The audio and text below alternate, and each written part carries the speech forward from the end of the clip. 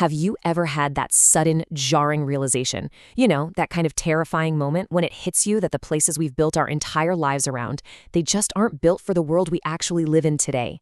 Welcome to this explainer. We're going to dive right into a massive, unavoidable question.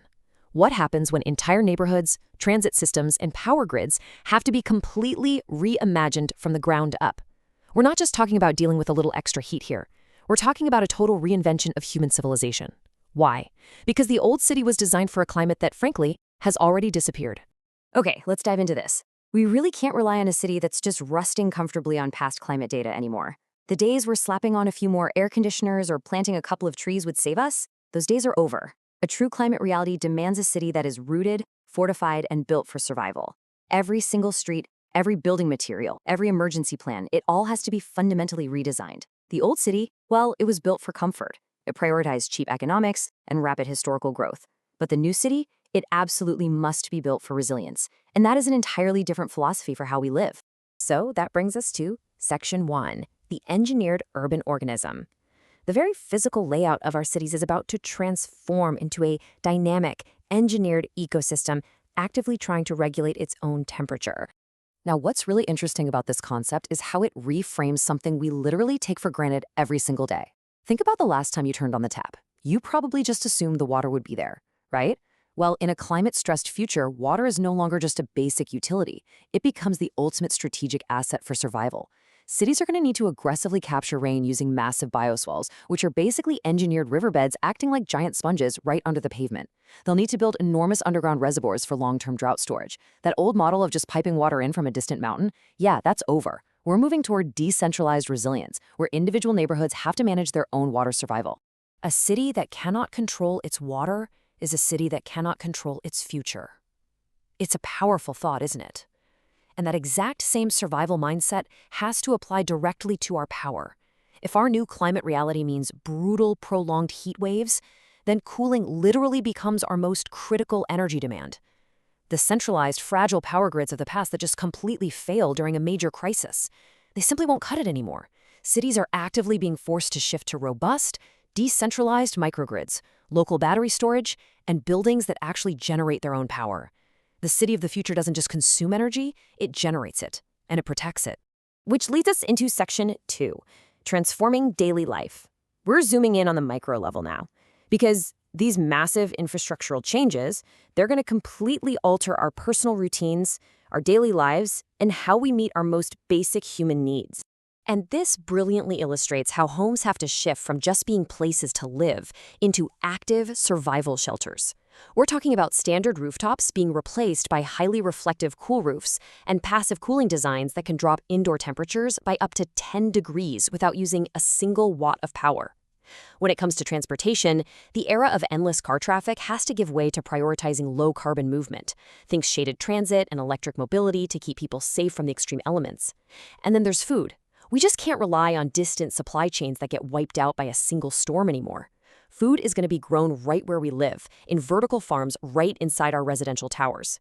The very spaces we inhabit are literally going to keep us alive. Urban design is never only physical. It is deeply personal. We really have to talk about the profound psychological toll all of this takes. I mean, how would you feel if your favorite tree-lined street had to become a flood basin? Or if a beloved local waterfront was suddenly replaced by a massive defensive wall? People don't just live in cities, we build our identities from them. A city is memory, it's routine, it's belonging. Residents are going to feel this incredible grief as the physical world they know shifts entirely. We're going to mourn the old city even as we build the new one to survive. This emotional layer is just massive, and it's so often completely overlooked. Moving on to Section 3, the cost of survival. Beyond the personal grief, we really have to face the immense societal and macroeconomic shocks this transformation is going to trigger. So it begs a really heavy question. Who gets survival first? Rebuilding an entire city is a staggering, multi-generational project. There is immense political and moral pressure on governments right now to ensure this climate adaptation doesn't just become a fortress for the wealthy. Wealthier districts usually have the capital to adapt and elevate much faster, but a truly resilient city has to be functional for everyone. If it isn't, the city just fractures into a protected bubble for a few and a highly dangerous burden for everyone else. Economically, we are looking at a total reshuffling. Entire new industries and resilient jobs are going to rise around things like heat-resistant construction and safety. But the real game changer? Insurance.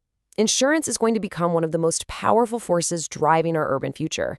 Think about it. If insurers decide a coastal neighborhood is just no longer safe from flood or fire risks and they pull their coverage, the banks and the builders immediately follow. Climate reality won't just reshape our physical map, it's going to completely rewrite the financial map of our world. But hey, it's not all doom and gloom. Let's look at Section 4, a world of reinvention. This crisis actually forces us to build fairer, cleaner, and honestly, more beautiful environments. Let's see how this builds step by step. First off, a beautiful park isn't just a park anymore. It actively doubles as a critical flood reservoir for sudden downpours. Then, your normal everyday street gets entirely reshaped into a carefully designed cooling corridor, using specific wind flow patterns to drop ambient heat.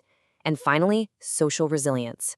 Even something as simple as a bus stop is fortified to offer storm protection and shade. Urban life becomes this incredible interconnected network of protective microenvironments. For so long, we had this old kind of arrogant approach of fighting and controlling nature, using bulldozers and concrete to just pave over it. Well, that completely fails in the new climate reality. The new approach is all about integrating and cooperating with nature. We have to restore these natural ecosystems like wetlands so they can absorb floodwaters for us. We have to design living green roofs, not just because they look nice, but for our literal survival. We absolutely cannot defeat the climate by brute force anymore. We have to work with it. And yes, technology is absolutely going to accelerate all of this. We're going to have artificial intelligence and real-time sensors monitoring heat and structural risks across the grid. But as the saying goes, technology provides the data. Human judgment provides the wisdom. Sensors can flag that a neighborhood is too hot, sure, but it ultimately takes human wisdom and a focus on equity to actually protect the vulnerable people living there. It's up to us to decide what kind of city is actually worth building. This crisis is humanity's greatest chance to fix long-standing problems like severe pollution and terrible car-dependent design that we've just ignored for decades. A climate-rebuilt city can actually be more humane and way more functional because it's finally honest about the world we live in today. We have to stop pretending the climate is just a background detail and start treating it as the absolute foundation of our civilization. It all comes down to an uncomfortable truth. The future may not ask if we want to rebuild. It may simply ask, are we ready? Thank you so much for joining me for this explainer. I really hope this leaves you looking at your own city in a completely new light.